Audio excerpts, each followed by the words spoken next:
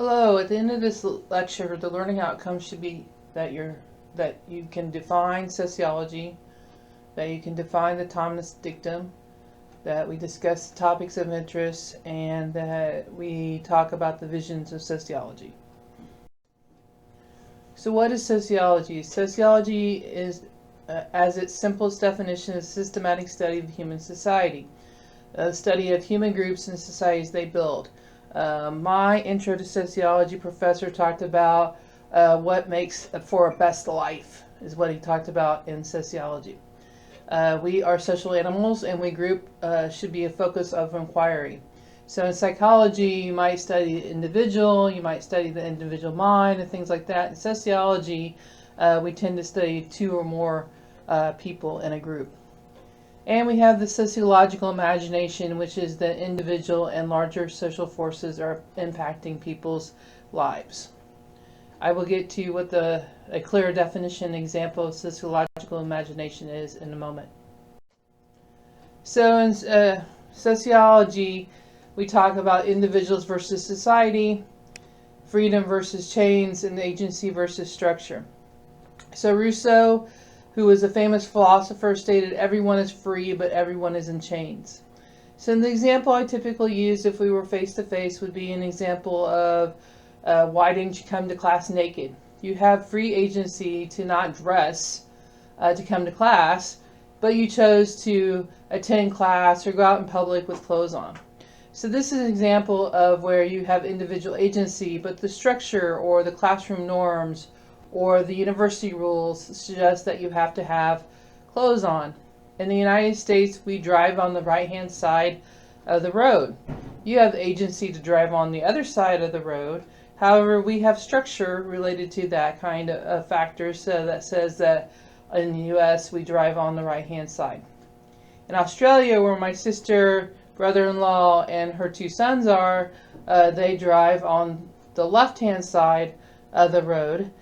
They have free agency that they could drive over and cross the median line, but they don't do that because of the rules of the road and the structure. So sociology overall studies human society from theoretical perspectives. The three theoretical perspectives that we're going to focus mostly on this class is structural functionalism, conflict, and symbolic interactionists. Some people talk about postmodern theory, but I will touch a little bit on postmodern theory. So society is a social construct, and it's a product of human invention. We create it, we recreate it, we renegotiate every day of our lives. So for example, an email, when my mother had email, she would send it to me like it was a snail mail letter, right? So she would address it to Dear Carol or Dear Daughter, and then she would write paragraphs in the email and things like that. Refrigerators, we have electric refrigerators instead of gas refrigerators. In the 1800s, gas refrigerators were actually more popular than electric refrigerators. And so what happened was the electric companies got together and they promoted you could get so much free electricity if you had an electric refrigerator. And then over time, the electric refrigerator won out. Now the difference between a gas and an electric refrigerator is that a gas refrigerator doesn't hum. And that's why we have humming in our kitchens typically, because we have electric refrigerators.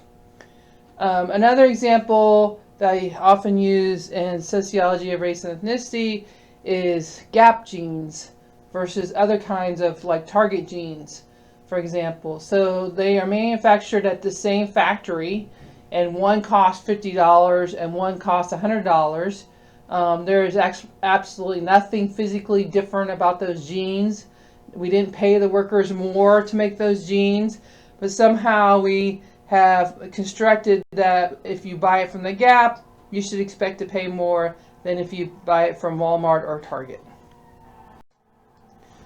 The Thomas dictum is the idea to the extent that men, women, non-gender binary, other people believe that something is real, it becomes real in its consequences. So it was written by a husband and wife team, but typically people only talk about, Dr. Thomas, the male professor. So we think that sociology is not always common sense. Things are not what they always seem to be. So examples is teenage pregnancy. So when I was born in the 1970s, right, there was babies, headlines stating babies having babies, all the other kind of stuff. But if you go back and look at the ages that women were having babies, they weren't teenagers anymore. They were young mothers, like 20 years old, like my mother, but they weren't overshooting, or there wasn't a lot of babies having babies. Today we still have concerns about teenage pregnancy, but it's not as rampant in our media about teenage pregnancy as previously. Asian model minority is the idea that Asians are always better in education, especially math, and we can find numerous examples where Asian and Asian American people do not do as well as math and all that kind of stuff. And then in our society, we tend to think that everyone is middle class, but as you will learn later in like week 8 or something, middle class is defined in various ways by 4 types of capital, income, wealth, all this kind of stuff. And so people will say they're middle class, but they don't necessarily fit into the sociological definition of middle class. So if we were thinking sociologically, we ask questions about what we believe, why we believe it, what things happen or have happened, and why we think they have happened or have happened. And so we're being critical and questioning common sense ideas. So what the sociological imagination is making a connection between an individual life and larger social forces. So the examples are, for example, losing a job. So you could have performed poorly at a job and you got fired. Or you could be in the 2008 Great Recession and lost your job, where other people, the larger social force, also lost their job. College admissions is an individual life. Let's say you didn't do well on SAT or ACT score, and that's why you think you didn't get in. Or it could be a larger social force about admissions, how many people applying. I read a recent article that said that students are applying at 12 schools, whereas I applied to like 4 schools. So many more applications. The core application, right, is a larger social force where you fill it out once and then you can click and submit it to multiple schools. And then finding a job. So people could say that individually you're lazy, right? You're not submitting enough applications, all that kind of stuff. Or it could be we're in a recession, and which is a larger social force, and thus you're not finding a job because there's not jobs to be had. So topics of interest for sociologists are socialization, social inequality, social institutions, and social change. So socialization is the process by which we learn culture, often occurs through social interaction. And about week 3, we'll start talking about gender socialization, racial identity socialization, and that kind of stuff. An example of this is related to like the song "The Bus on the Wheels." So there's a bus on the mother and kid are on the bus, and it's a song, right? But it implies heterosexuality because the dad doesn't even appear on the bus. The mom is sitting with the kid doing the bus riding, all that kind of stuff. And there are other aspects of socialization that we'll talk about later in the semester. Structural social inequality is social structures support a particular distribution of power in society. In that section of the class, we'll talk about race and ethnicity. We'll talk about gender and sexuality. We'll talk about aging and older adults and the differences in wages, resources, etc. Social institutions are patterns of social interaction found in society that fulfill basic needs, reflect culture and power. Some examples of social institutions is education, religion, media are all examples of social institutions. And then social change will conclude the class with is when one aspect of society changed, how does it affect others, and how is it functionally integration affected? And that part of the class, we will talk about environmental movements, buy nothing days, work less hours, Julia Shore's books, articles, and movement about social change. Another example of social change is that so I was the product of two non-married people, and so when I was conceived, 3 months later, my parents had a shotgun wedding, which meant my maternal grandfather supposedly showed up at my father's door and said, "You will marry my daughter." And today's climate, culture, that whole idea of shotgun wedding would not be happening. So there are 4 basic concepts that we talk about. Culture, which is integrated patterns of thinking, understanding, evaluating, and communicating that makes up a people's way of life. And this part of the class, which will be in the second week of the class, you will be looking at Aggie culture. So at Texas A&M, there's distinct 12th man, and they have traditions and culture surrounding that. Social interaction is the meaningful action that affects other people and depends on social conditions created by other people. So A acts, P interprets, B interprets, B acts, A interprets. So today I went and got coffee, so that was an act. The person behind the booth was like, "Okay, do you want a hot or cold mocha?" I said I wanted a hot mocha because I like coffee. And so then they started acting and producing the mocha, and then I interpreted it as, "Great, I'm going to get my coffee soon." Social structures are patterns of social relationships and positions in a society that shape social action. So this is the idea of like laws that can take resources away or provide resources to certain groups of society while not providing the same equal resources to other people.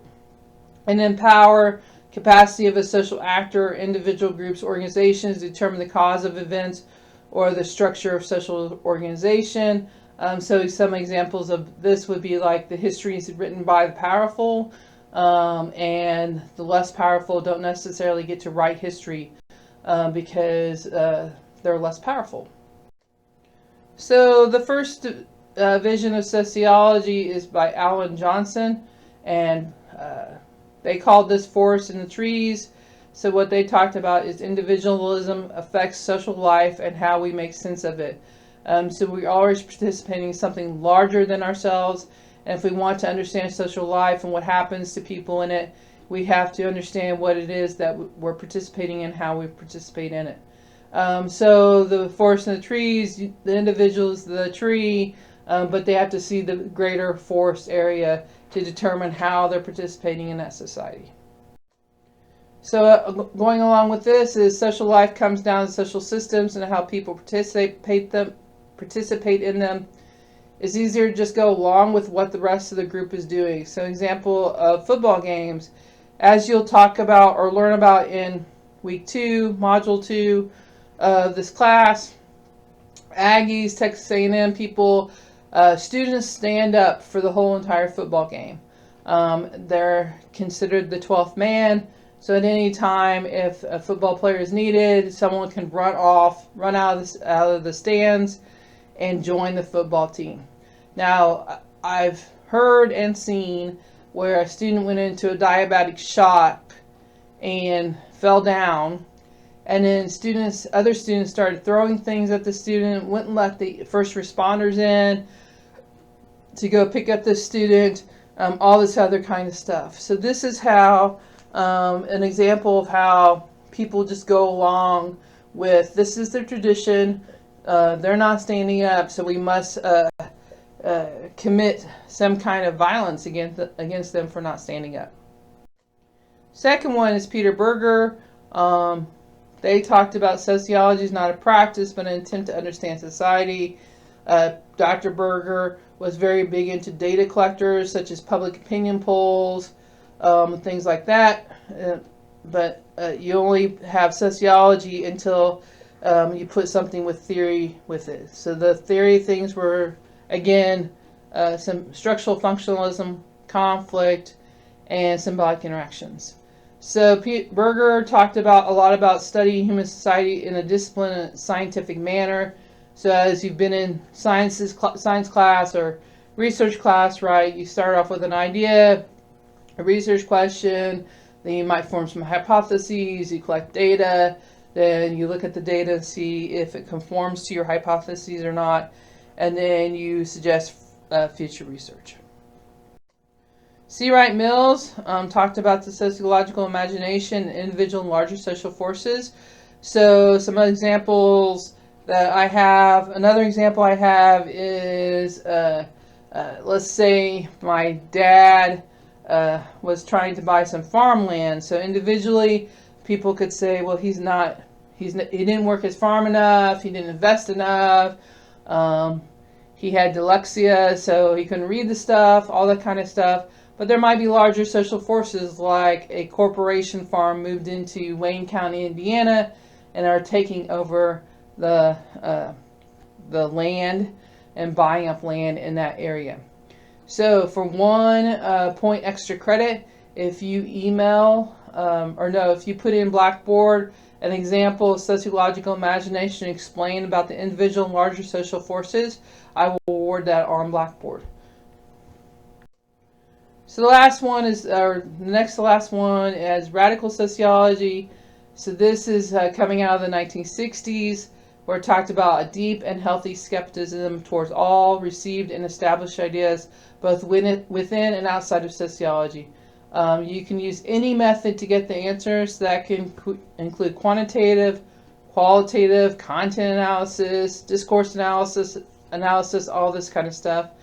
You should not accept anything on faith and authority, and always serve as a social critic. So you can see how this came out of the 1960s, when we had large upheavals in our society about the Vietnam War, the American Indian movement, women's movement, LGBTQ movement,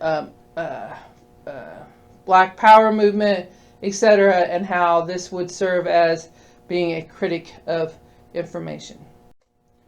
And then last but not least is Dr. Fagan and Dr. Vera. And Dr. Fagan is at Texas A&M and Dr. Vera is at Florida State. And they talk liberation sociology. Liberation is coming from Catholic theology, where it talked about aspects of the oppressed rising up.